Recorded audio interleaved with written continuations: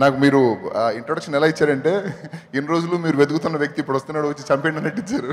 And పైగా ఆ play చేస్తున్న ఆయన ఏదో కొంచెం పాజ్ ఇచ్చేసరికి నాకు ఆల్రెడీ టెన్షన్ ఉంది. Hello Akhil, your I loved hello the trailer and everything. And బాగా టెన్షన్గా ఉందండి, కొంచెం హెల్ప్ చేస్తాను మాట్లాడడానికి. రేడియోలో అంటే కొంచెం రికార్డ్ రాసుకుని మాట్లాడుకోవచ్చు, ఇక్కడికి వచ్చేసరికి and especially okay, thank you everybody for coming here. And yes, నేను ఇందులో గౌతమ్ బలవంతం చేయడం వల్ల ఒక క్యారెక్టర్ ప్లే చేయాల్సి వచ్చింది. I hope everybody likes it. Yeah, అంటే సినిమాలకి రైటింగ్ ఒక వైపు చేస్తూ కూడా, బట్ యాక్టింగ్ అనేది నాకు ఎప్పుడు నేను ఆలోచించలేదు. గౌతమ్ స్క్రిప్ట్ ఇచ్చిన తర్వాత ఖచ్చితంగా నేనే సెట్ అవుతానని ఆయన అన్నట్టే నాకు అవుతాననిపించి చేశాను.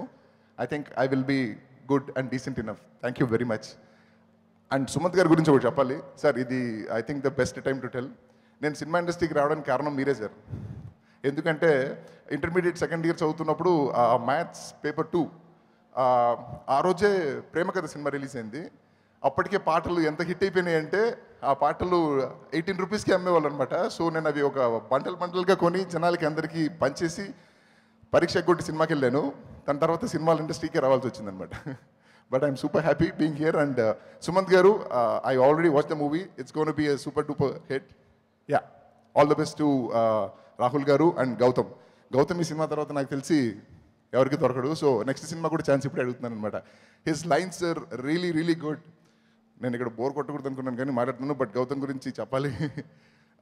గౌతమ్, నువ్వు అంటున్నావు ఈ సినిమా తర్వాత నేను బిజీ అయిపోతానని, కానీ మీరు గుర్తుపెట్టుకుని నాకు నెక్స్ట్ సినిమాలో కూడా ఛాన్స్ ఇవ్వాలి.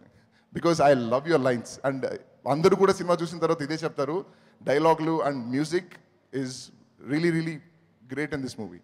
Thank you very much.